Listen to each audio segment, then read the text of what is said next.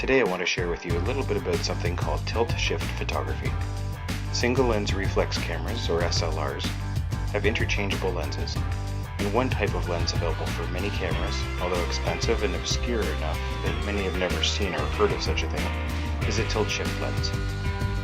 Without getting into too many technical details, this lens, as it sounds, tilts and shifts to change the plane of the lens, and therefore the way the image is projected on the sensor, or film if you're still using film.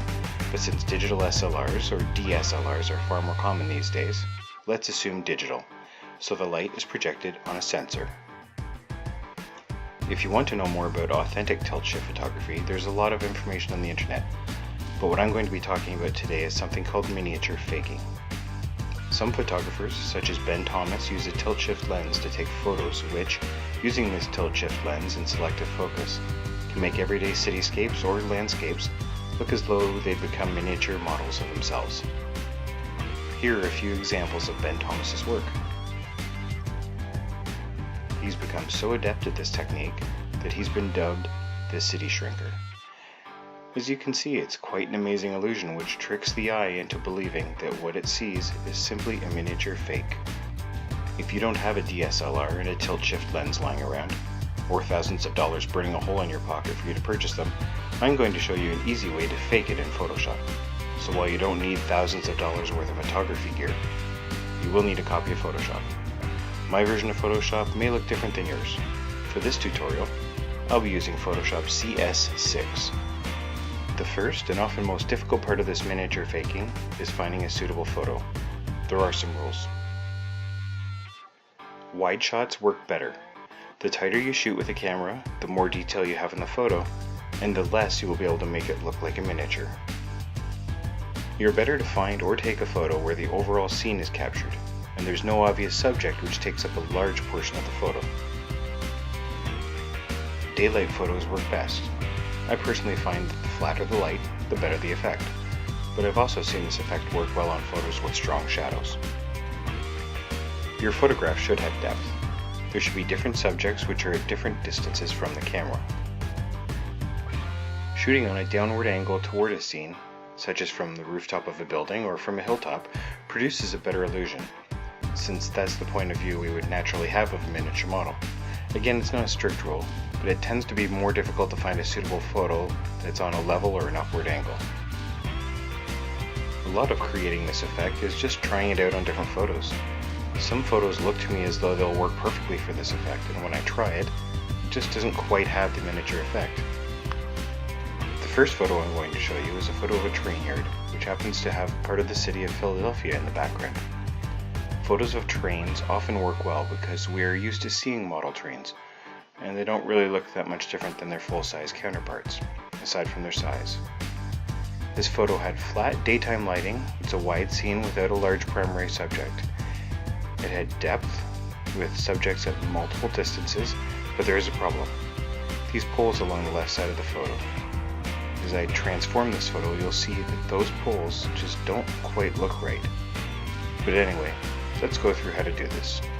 You want to get into quick mask mode, so either click on the icon in the tool palette right here, or using the keyboard shortcut, simply press Q. So far nothing looks different.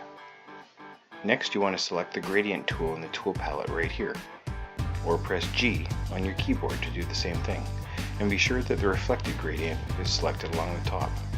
It's the fourth button along just before the drop down menu. This is how we're going to select the area photo which will be in focus. You'll need to play around with this a little bit. For this photo of the trains in Philly, I want the trains to be the focus. So I'm going to click on my screen and draw a vertical line around where I want the focus to be. Once you let go of your mouse button, you'll see your gradient in red. This is the masking, and it's the area which will remain in focus in your final photo. Now you want to exit the quick mask mode, so click on that button again in the tool palette, or simply hit Q on your keyboard. Now you have your marching ant selection outlines, showing you where your focus area will end, although it will of course be transitioned from sharp focus to blurred. Now we need to apply the blur. So go to the filter menu and select blur, and then in the sub-menu select lens blur. You'll see a dialog box will open like this. You can play with these settings, but the default should work fine for you, so you can click OK. Now you see the beginning of the effect. The next thing we need to do is get rid of the marching ant selection box, so let's do that by either going to the select menu up top and clicking deselect, or using the keyboard shortcut, which is Control D on a PC or Command D on a Mac. Hopefully at this point your photo looks a bit like a model, but there are two more little touch-ups to do. First, models tend to be painted very bright colors, so to make this seem more like a model, we're going to increase the saturation. Go to the image menu up top, then to Adjustments, and finally Hue Saturation. Alternately, use the keyboard shortcut of Control U on a PC or Command U on a Mac. Increase the saturation, and I usually go somewhere between 20 and 40, depending on the photo. I want it to be oversaturated, but not ridiculously so.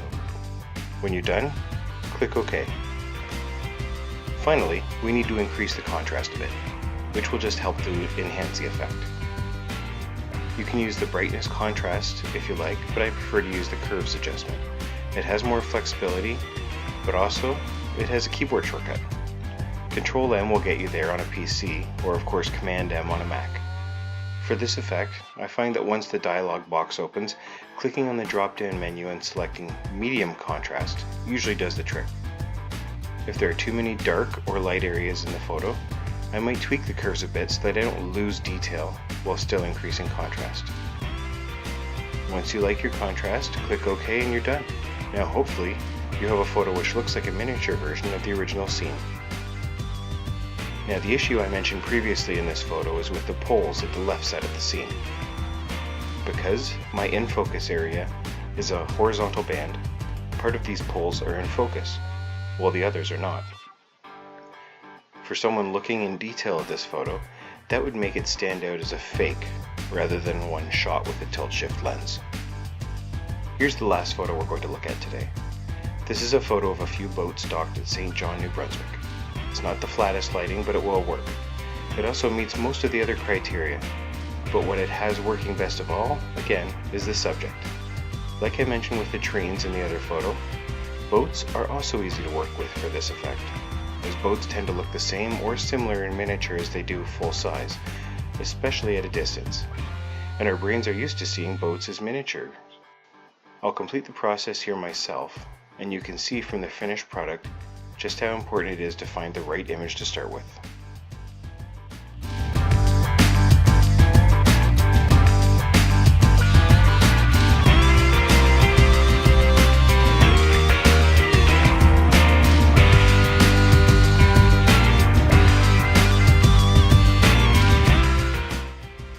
I'll post some other examples of before and after images on my blog as well for you to look at.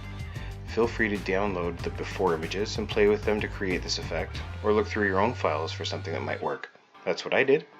I didn't go out and shoot any of these specifically for creating this miniature effect. That's all for now. Keep clicking and trying new things.